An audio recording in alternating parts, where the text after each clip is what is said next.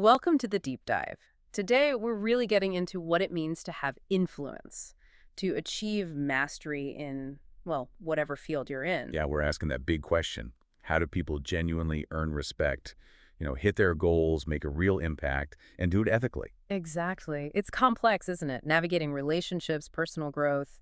It seems like it's not just what you do. Oh, definitely not. It's so much about how you do it, and maybe even more fundamentally about who you are deep down. Okay, so for this exploration, we're drawing on a pretty amazing range of voices, aren't we? We really are. We've got the heavy hitters from ancient philosophy and rhetoric. Think Aristotle, Cicero, their ideas on persuasion, still incredibly relevant. Right. And then we mix in pragmatic advice from figures like Russell Conwell, Earl Nightingale, real motivators talking about potential and hard work. And bringing it into the modern era, we're looking at researchers like Brene Brown, strategists like Tony Robbins, who get into the nitty-gritty of our inner world, our emotions. And we can't forget the sheer impact of historical figures, Sojourner Truth, Martin Luther King Jr., people who move the world with their words and their character. It's fascinating, actually. You look at these different sources at different times, different cultures, and yet you start seeing these surprising common threads pop up, real insights into living effectively. So what's our mission here, then, with all this material? Good question. Our goal, really, is to try and synthesize all this, pull out the practical wisdom that you can actually use. Not just drown people in information. Exactly. Think of it as a shortcut. We want to pinpoint those key nuggets of knowledge, the things that make you go, aha. Sparking those moments of clarity. That's the idea, clarity without the overwhelm. We're focusing on distilling what's most crucial for making a meaningful and, importantly, an ethical impact in your life, in your community, helping you sort of forge your own way. All right, let's dive in. Where do we start? Maybe with the basics of just convincing someone, the structure of argument itself. Sounds like a good plan. And who better to start with than Aristotle? His work, Rhetoric, basically lays the groundwork. Okay, so how, according to Aristotle, do we actually persuade people? What are the tools? He boils it down, really. He says speakers persuade by showing something, and they do it mainly in two ways. First, through examples, he calls it rhetorical induction, basically pointing to specific cases. Like case studies, almost. Sort of, yeah. Yeah. And the second way is through enthymemes. Think of these as rhetorical syllogisms, kind of like logical arguments. Okay, examples versus enthymemes. Does he say one is better? Well, he notes that speeches using examples are persuasive, definitely. But he makes a key observation. Speeches full of enthymemes get a stronger reaction. A stronger reaction. Why is that? What makes an enthymeme pack more punch? This is where it gets really interesting. An enthymeme isn't just laying out a logical sequence A, B, therefore C. Often part of the argument is left unsaid. Left unsaid, like implied. Exactly. The speaker relies on the audience to fill in the missing piece, to connect the dots themselves using common knowledge or shared beliefs. So the audience is participating. They're not just passively receiving the argument. Precisely. They're actively involved in constructing the conclusion. And because they've done some of that mental work, the conclusion feels more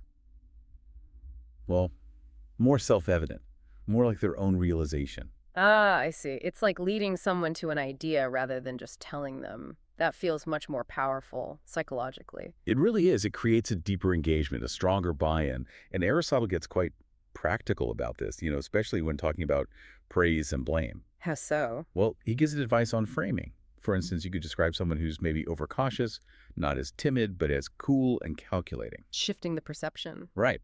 Or maybe someone who's a bit foolish could be framed as trustworthy because they seem guileless. Or a rash person, maybe you call them courageous. Or someone wasteful becomes generous. You got it.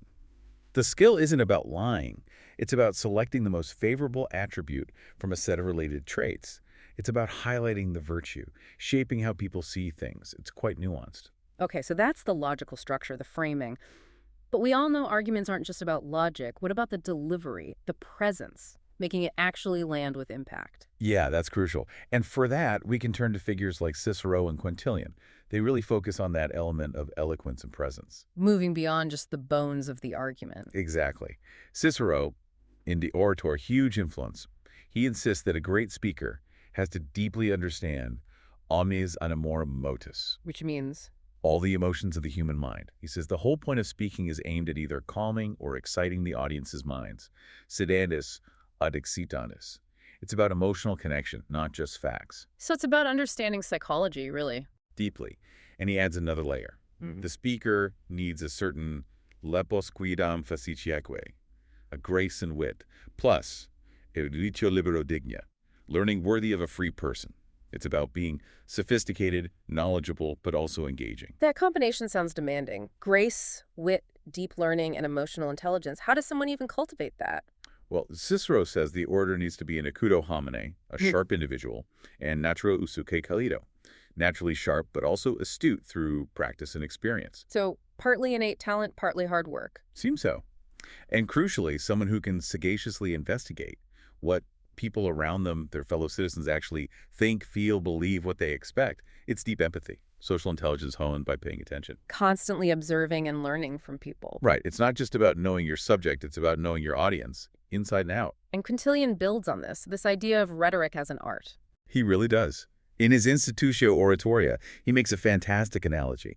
He says, look, builders can gather all the stone and timber they want, but without skilled masons to arrange it, what do they have? It's a pile of stuff. Exactly. A confused heap, he calls it. Same with speaking. You can have tons of information, but without arrangement, without skillful presentation, it's just noise. That makes sense. Structure is key. And he tells that famous story about the music teacher, Timotheus. Oh, yeah. What's that one? Timotheus apparently charged double for students who'd already learned from other teachers. Double. Why?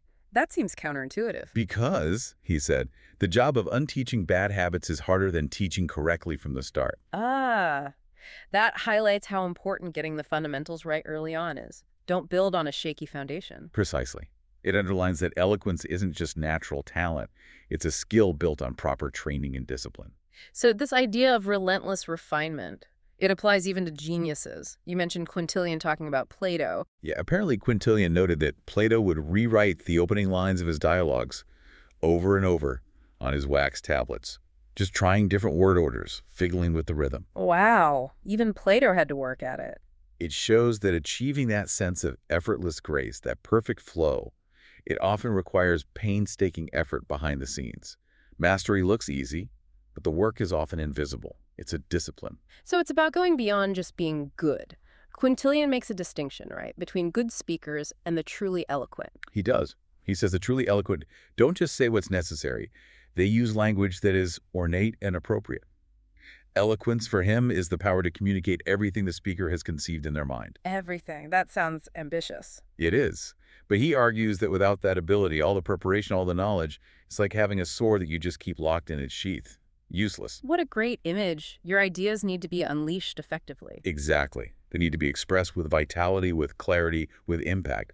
So they're not just heard, but really felt.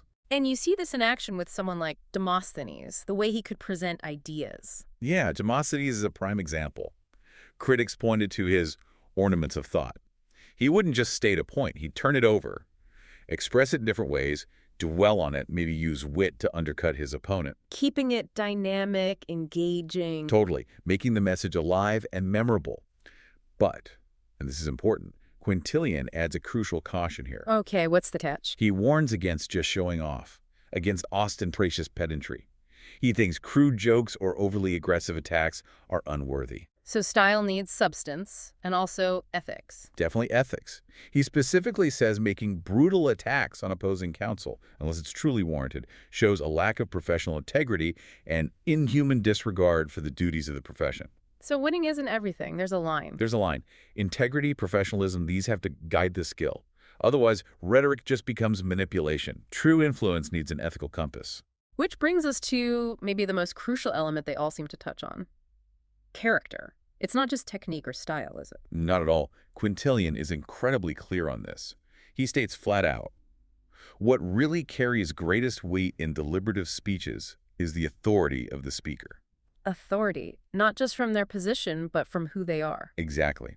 For people to trust your judgment about what's right or beneficial, you must both possess and be regarded as possessing genuine wisdom and excellence of character. It's about being, and being seen as, fundamentally good and wise. That's a high bar. You need both the reality and the perception of integrity. Yes. And he gives a fascinating example. He says a good orator should actually refuse to help a client pursue something base or driven by spite.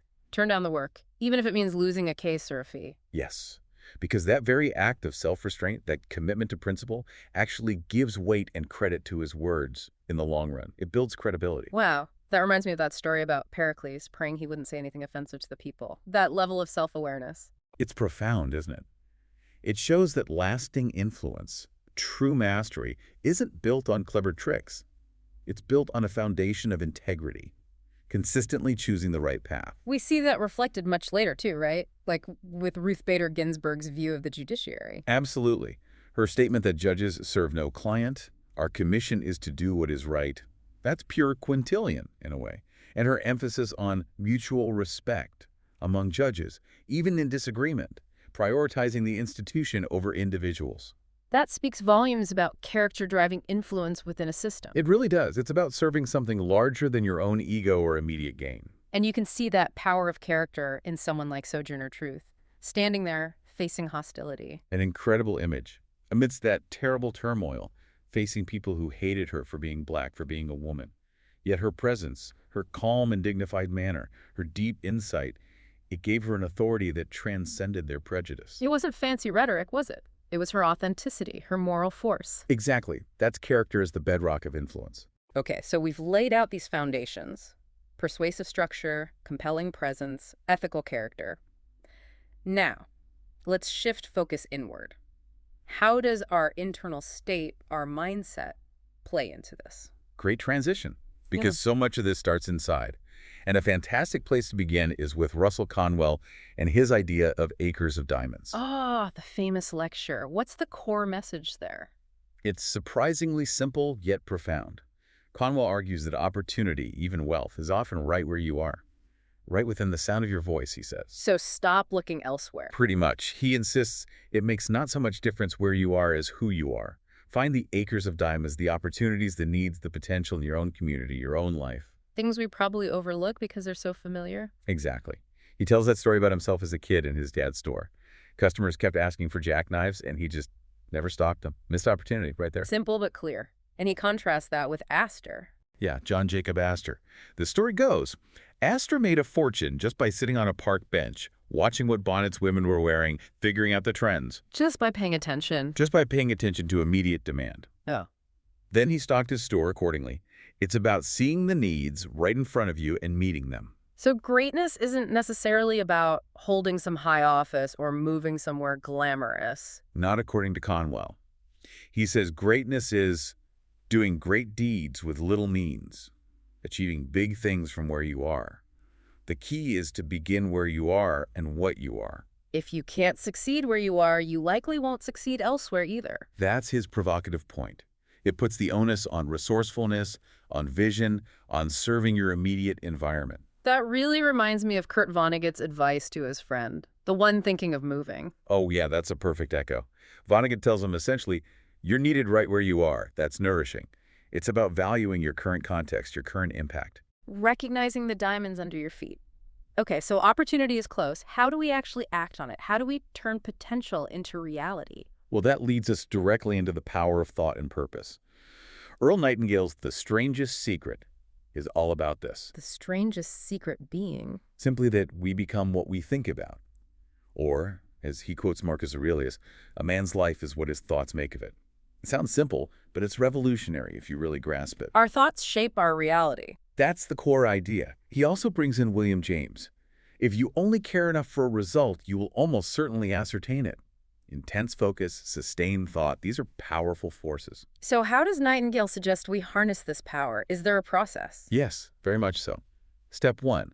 Set a definite and clearly defined goal. Not vague wishes, but something specific. Be still clear. Step Okay. 2.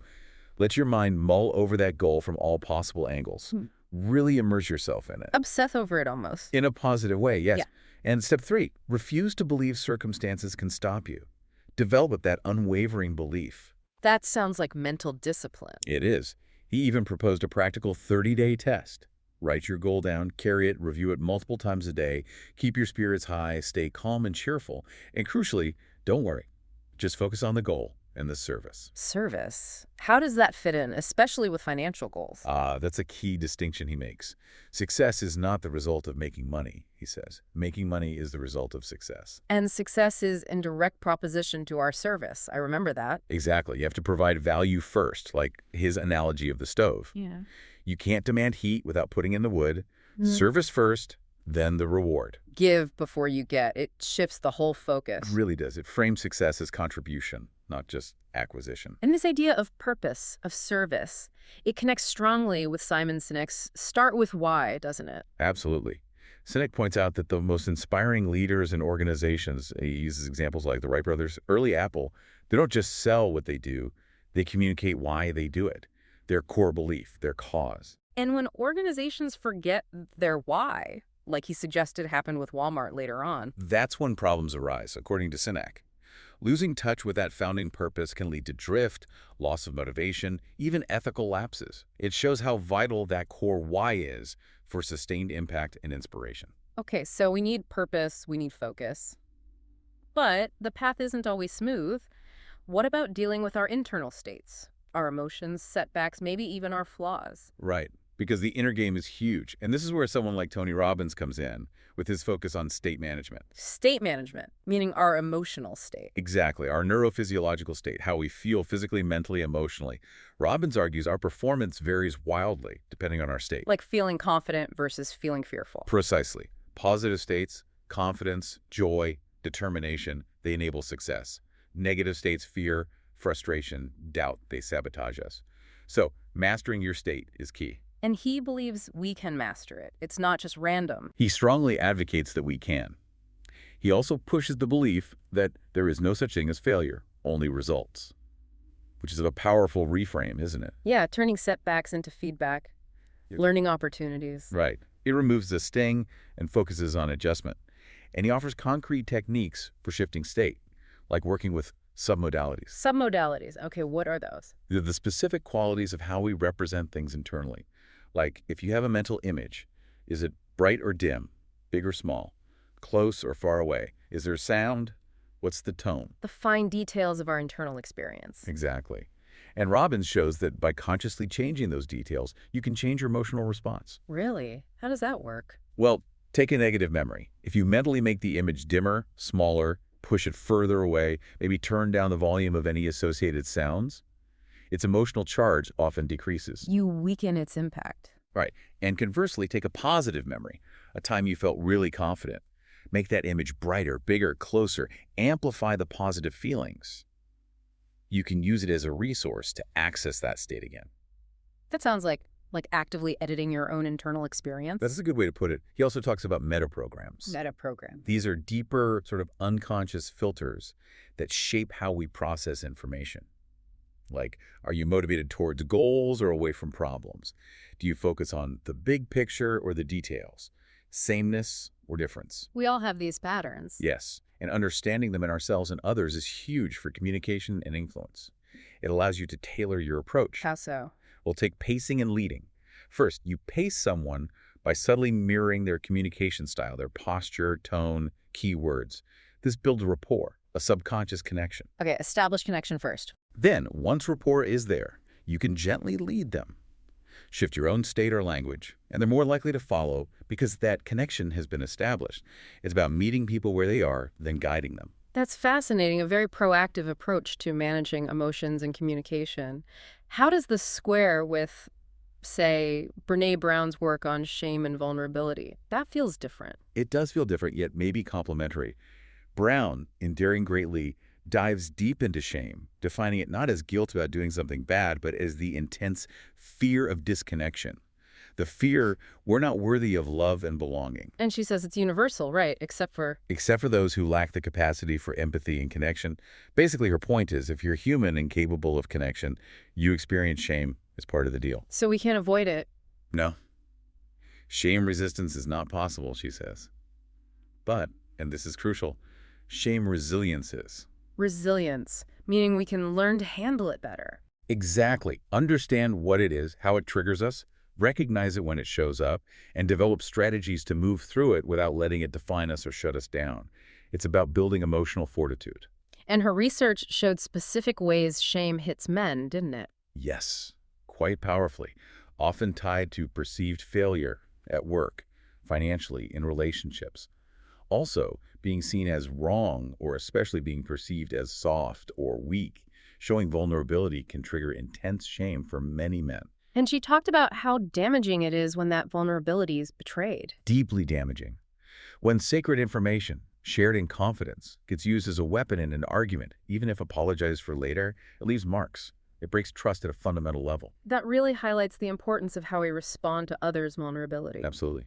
Brown also identifies that Viking or victim mentality. Like Viking or victim. Yeah, the belief that you either have to dominate, control, be the tough Viking, or you're going to get run over, be the victim, the sucker. There's no middle ground in that view. A very black and white defensive posture. Right. It acts as an armor against vulnerability. But the armor that protects also isolates. True vulnerability, she clarifies, isn't just spilling your guts everywhere, this floodlighting. It's intentional, courageous self-exposure, shared appropriately. And this connects to hope. Yes, interestingly, she argues hope is learned. It's a mix of setting goals, having the grit to pursue them, and believing in your ability to do so. Kids learn hope, she says, when they get to struggle and figure things out, building self-belief. Which circles back to that Theodore Roosevelt quote you mentioned earlier. Exactly. No effort without error and shortcoming. No triumph without vulnerability.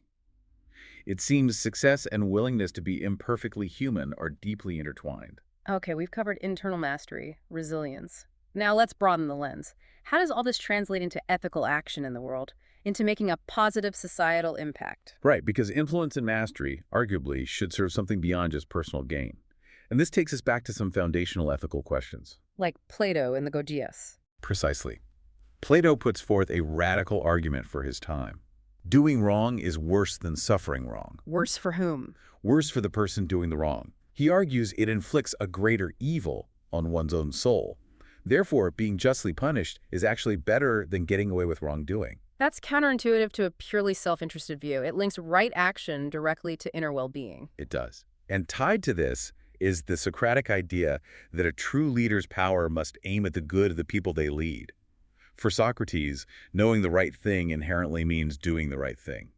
Wisdom and virtue are inseparable from true beneficial influence. So power without virtue isn't really power in this view, it's corruption. Essentially, yes.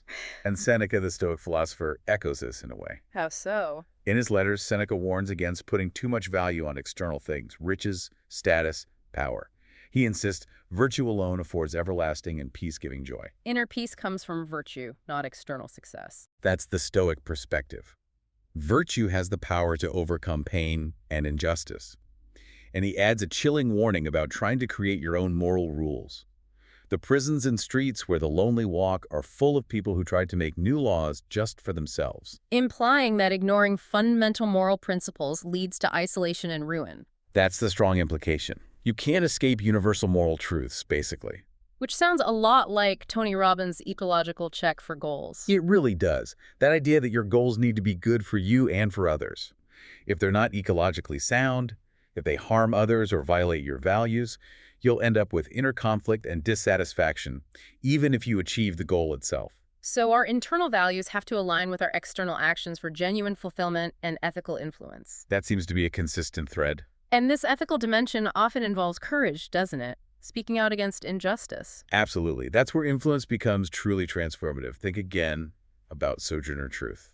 Her speech at the Women's Rights Convention in 1853. Yes. Her clarity was astonishing. She pointed out, if black men get rights but black women don't, the men will just become the masters. It'll be just as bad as it was before. Such foresight, seeing the interconnectedness of justice. And demanding consistency. So I am for keeping the thing going while things are stirring. Don't stop halfway.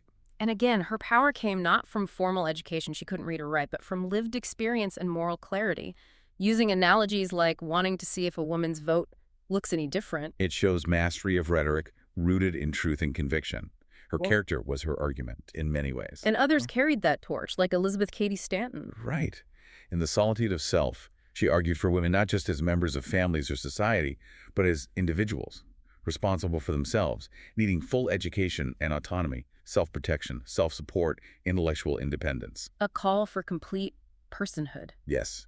moving beyond just roles to individual potential and responsibility. And this whole powerful stream of demanding justice finds such an iconic voice in Martin Luther King Jr. Undeniably, his I Have a Dream speech is a masterclass. That demand for the nation to live out the true meaning of its creed. We hold these truths to be self-evident, that all men are created equal. Using the nation's own stated values to demand change. Pure rhetorical power grounded in moral authority. Exactly. Logic, emotion, character, all driving towards a profound ethical goal. That's influence at its peak. So looking at the big picture, where does all this lead? What's the ultimate aim of cultivating influence and mastery? Well, many of our sources point towards legacy, towards our responsibility to the future. Like Kurt Vonnegut's plea. Yeah, his challenge to make this precious little moist blue-green ball a saner place than it was before you got here. A direct call for positive contribution, And his view on teaching. calling it the noblest profession in a democracy, highlighting the power of passing on knowledge and values. That's shaping the future directly. It reminds me of Elie Wiesel's mission, too, sharing the memory of the Holocaust. A profound example. Not sharing the experience, which is impossible, but the memory, so it serves as a warning against hatred, against those irrational urges. Using the past to safeguard the future. Influence is a form of protection for generations to come. It really is. And then you have calls to action like JFK's inaugural address. Ask not what your country can do for you. Ask what you can do for your country. That timeless call to contribution, to service, to active citizenship. It frames influence not as receiving, but as giving. So tying it all together, this journey isn't really about personal power for its own sake, is it? I really don't think so. When you synthesize these perspectives, it seems the point of influence and mastery is about the quality of the legacy you leave. Are you building a life, as Quintilian might say, that's blameless, one that contributes positively? It's a continuous process then. Self-improvement, ethical choices, service. Exactly. It's not a destination you arrive at. It's more like that line from the Spanish poet Antonio Machado. Which one is that? Traveler, there is no path. The path must be forged as you walk. Ah. So we don't find the path to influence. We create it with our actions, our choices, our words, step by step. Beautifully put. It's an active creation guided by principle and purpose. Wow. Okay, as we start to wrap this up, it feels clear that real influence, real mastery, it's not about some secret technique or just being born charismatic. No, it really seems to be this rich blend, doesn't it? A tapestry woven from skillful communication, Yeah. but also that disciplined inner work and, crucially, that solid ethical foundation. From Aristotle's logic to Conwell's looking for diamonds nearby to Brene Brown making us rethink vulnerability, it's a journey of ongoing growth. Continuous growth, conscious effort, definitely deep self-reflection. It seems like a lifelong commitment, really. So if we boil it down, what's the core message from all these diverse voices, ancient and modern? You know, despite the centuries between them, they seem to whisper a similar truth. The path isn't a formula you follow. It's found in that relentless, sometimes uncomfortable pursuit of becoming your most authentic, capable, and ethically grounded self. That's a powerful synthesis. So the final thought for our listeners. Maybe it's this. Take a moment to reflect on your own life, your unique situation, your skills, your community. What's 1 acre of diamonds right there in front of you that you could start cultivating? How can you approach it with renewed purpose, with ethical consideration, and with kind of masterful communication we've been talking about? Remembering that Machado quote. The path must be forged as you walk. Start forging. Exactly. Start forging. Thank you for joining us on this deep dive into the paths of influence and mastery. We hope these insights spark some reflection and maybe inspire you as you forge your own unique path forward.